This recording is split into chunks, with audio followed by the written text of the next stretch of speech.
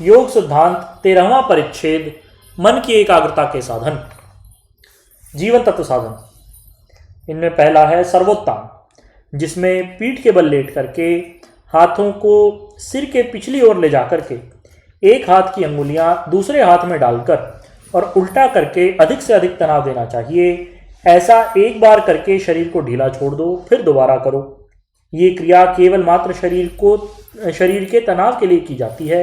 इससे शरीर का हर स्नायु तनाव पा करके यथार्थ गति में आ जाता है। 3 बार ये क्रिया करनी चाहिए।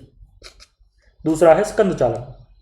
इस क्रिया को करने के लिए मनुष्य को सावधान होकर बैठ जाना चाहिए और दोनों कंधे हिलाने चाहिए। जैसे साइकिल के पैडल या चक्की के बेलन के नीचे से होकर ऊपर को चलते हैं, उसी प्रकार हमारे दोनों कंधे ऊपर नीचे आगे पीछे गोलाकार रूप में घूमने चाहिए।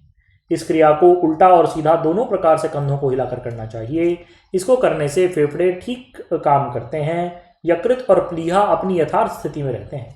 जिनका यकृत बढ़ गया है वे इस क्रिया को करके यथार्थ स्थिति में ला सकते हैं। तीसरा है पग चालन। इस क्रिया को करने के लिए सीधे लेट करके एक पैर को दूसरे के ऊपर रखकर साधारण गति से हिलाना चाहिए। हिलाने का क्रम यह होना चाहिए कि यदि हमने दायां पैर बाएं पैर के टखने पर रखा है तो दाएं पैर की एड़ी को बराबर जमीन पर लगाते रहो और बाएं पैर के अंगूठे को जमीन पर लगाने का प्रयत्न करते रहो। ये क्रिया दोनों पैरों से बारी बारी करनी चाहिए। ये क्रिया आंतों के लिए परम लाभदायक है। इसे करने से छोटी बड़ी आंतें सही काम करती हैं। नाभिचालन, चौथी क्रिया। इस क्रिया का यथार्थ रूप ठीक वैसा है जैसा कि मगरमच्छ किसी जीव का भक्षण करके बाहर बालुका में आकर अपना पेट इधर उधर हिलाया करता है। इस क्रिया को करते हुए मनुष्य को सीधे लेट करके बाएं से दाएं और दाएं से बाएं और करवट बदलने की तरह शरीर को पलटते रहना चाहिए, किंतु सर एक ही स्थान पर कायम रहे। इससे मंदाग्नि की निवृत्ति होती है। जिनके पेट में हवा बनती है वो बननी बंद हो जाती है। जानु प्रसार। इस क्रिया को नाभिचालन के बाद अवश्य करना चाहिए। सामान्य रूप से सीधे लेट करके दाहिने पैर को धीरे धीरे मोड़कर उसका पंजा बाएं घुटने पर सटा लें और धीरे धीरे वापस ले जाएं।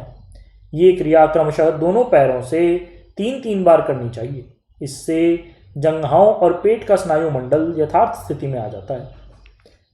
छठा बाल मचलन, जिसे करते हुए सीधे लेट करके अपने दाहिने और बाएं पैर तथा हाथों को इस ढंग से जल्दी जल्दी चलाना चाहिए जैसे बच्चा रूठ करके हाथ पैर चलाता है। अर्थात लेटकर दायां पैर ऊपर करो तो बायां हाथ भी ऊपर चला जाएगा। इस प्रकार दोनों हाथ पैरों को क्रमशः जल्दी जल्दी चलाना। इससे शरीर में एक स्वाभाविक आह्लाद पैदा होता है। 7वां है बच्चे का ध्यान। इस क्रिया में अपने शरीर को एकदम ढीला छोड़ करके शांत भाव से लेटे रहकर एक सुंदर चपल बच्चे का ध्यान करें जो कि एक रमणीक उद्यान में खेल रहा हो। ध्यान करने वाला व्यक्ति कल्पना करे कि मैं भी इस बच्चे के साथ खेल रहा हूँ। इस क्रिया को करते हुए कुछ ही समय बाद बच्चा ध्यान में दिखने लगेगा। 8वां नाड़ी संचालन, जिसमें आप सीधे बैठ करके अपने पैरों को जितना अधिक फैला सकते हैं फैलाएं। घुटने और पांव की पिंडलियां जमीन पर सटी रहनी चाहिए। दोनों पैरों का फासला कम से कम 7 बालिश्त का होना चाहिए। अब शरीर को आगे की ओर झुका करके दाएं हाथ की उंगलियों से बाएं पैर के अंगूठे को छुएं और बाएं हाथ की उंगलियों से दाएं पैर के अंगूठे को छुएं और दूसरा हाथ घुमा करके पीछे की ओर ले जाएं। इस प्रकार बराबर चक्राकार घुमाते रहें। इससे मंदाग्नि की निवृत्ति होती है और शरीर में रस रक्त का सही संचार होता है। 9वीं और अंतिम क्रिया उत्तप्रेक्षण। सीधे खड़े होकर के अपने दाहिने हाथ और दाहिने पैर को ऊपर उठा करके झटका दीजिए। फिर बायां हाथ और पैर उठा करके उसी प्रकार झटका दीजिए। ये क्रिया दोनों पैरों से बारी बारी से 3 बार करनी चाहिए। इससे शरीर में नई प्रकार की चेतना आती है। इसमें समय का विभाजन इस प्रकार है कि सर्वोत्तान को केवल 3 ही बार करें, फिर स्कंद चालन 15 मिनट, पग चालन 8 मिनट, नाभि चालन 15 मिनट, जानु प्रसार दोनों ओर से 3-3 बार, फिर 1 मिनट के लिए बाल मचलन, 5 मिनट के लिए बच्चे का ध्यान, 15 मिनट के लिए नाड़ी संचालन और 1 या 2 मिनट के लिए उत्प्रेक्षण कीजिए। इसी क्रम से ये क्रियाएं अधिक समय के लिए भी बढ़ाई जा सकती हैं। ये क्रियाएं सब नर नारियों के लिए साधारणतया परम उपयोगी हैं। कुछ आवश्यकीय आसन। मन की एकाग्रता चाहने वाले योगाभ्यासी को चाहिए कि वह किसी एक आसन को अवश्य ही सिद्ध कर ले। क्योंकि जो आसन के अभ्यासी नहीं वे अधिक समय तक बैठ नहीं सकते। इसके साथ ही जैसे ही सर्वार्थक मन एकाग्रता में परिणत होने लगता है, वैसे ही आसन के हिल जाने से वह पुनः विचलित हो जाता है।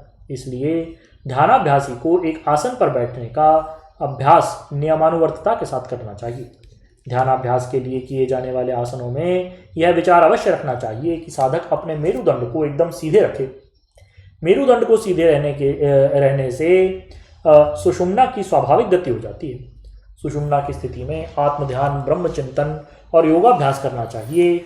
सुषुम्ना में गति आते ही मन स्वतः ही ब्रह्मनाड़ी में प्रवेश करने लगता है और एकाग्रता स्वाभाविक रूप से होने लगती है।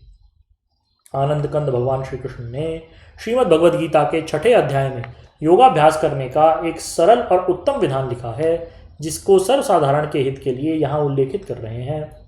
योगी युंजीत सततम आत्मानं रहसि स्थितः एकाकी यत चित्तात्मा निराशीर परिग्रह शुचौ देशे प्रतिष्ठाप्य स्थिरम आसनम आत्मनः नात्युच्छ्रितम नाति नीचम चैलाजिन कुशोत्तरम तत्रैकाग्रम मनः कृत्वा यत् चित्तेन्द्रिय क्रियः उपविश्यासने युञ्जात योगमात्म विशुद्धये समंकाय शिरोग्रीवं धारयन्नचलं स्थिरः संप्रेक्ष्य नासिकाग्रं स्वं दिशश्चानवलोकयन् प्रशांतात्मा विगतभिः ब्रह्मचारी व्रते स्थितः मनस्संयम्य मच्चित्तो युक्त आसीत मत्परः युञ्जन्नेवं सदात्मानं योगी नियतमानसः शांतिं निर्वाण परमां मत्संस्थामधिगच्छति। अर्थात योगी को चाहिए कि एकांत स्थान में यत चित्तात्मा होकर के सब प्रकार की आशाओं को त्याग कर किसी अच्छे, जो कि ना बहुत ऊंचा हो और ना बहुत नीचा, ऐसे आसन पर जिस पर कोई मृगछाला या कुशा का आसन बिछा हो, मन को एकाग्र करके और इंद्रियों के वेग को रोक करके बैठते हुए आत्मशुद्धि के लिए योगाभ्यास करे। उस समय अपने शरीर का संतुलन ठीक ठाक रखे, काया, गर्दन और सिर बिल्कुल संभाग में स्थित हों, दिशा प्रदिशाओं को न देखे तथा अपनी नासिका के अग्रभाग को देखता रहे। इस प्रकार से निर्भय होकर ब्रह्मचर्य व्रत का पालन करता हुआ मतपरायण होकर ध्यान योग का अभ्यास करे। जो अभ्यासी इस प्रकार नित्य योगाभ्यास करते हैं वह निर्वाण को, परम शांति को और मेरे संस्थान को पा जाते हैं, ऐसा भगवान श्री कृष्ण ने भगवद गीता में कहा। भगवान के इस आदेश के अनुसार सर्वसाधारण को अपना अभ्यास क्रम बनाना चाहिए। गुरुदेव ने यदि किसी विशेष प्रकार की धारणा और ध्यान का उपदेश किया हो तो उसको भी भगवान के द्वारा कही गई विधि के अनुसार ही समकाय शिरोग्रीव होकर के ही करना चाहिए। मेरुदंड को सीधे रखने वाले कुछ आसन। पहला सिद्धासन। सीधे बैठकर अपने बाएं पैर की एड़ी को गुदा द्वार के पास योनि स्थान में रखें और दूसरा एड़ी लिंगनाल के ऊपर रखें। दोनों पैरों के पंजे पिंडली एवं जानुस्थान के बीच में दबे हों। इस प्रकार जलंधर बंद लगा करके संयतेंद्रिय होकर भ्रूमध्य को देखें। इस आसन को मोक्ष द्वार का खोलने वाला कहते हैं। इस आसन पर बैठकर अभ्यास करने से योगी को जल्दी सिद्धि प्राप्त होती है। इस आसन पर बैठकर मूल बंद लगाने से अपान वायु का ऊर्ध्वाकर्षण स्वाभाविक ही हो जाता है और वीरवाहिनी नाड़ी दब जाती है। इसलिए यह आसन गृहस्थियों को विशेष लाभप्रद नहीं है।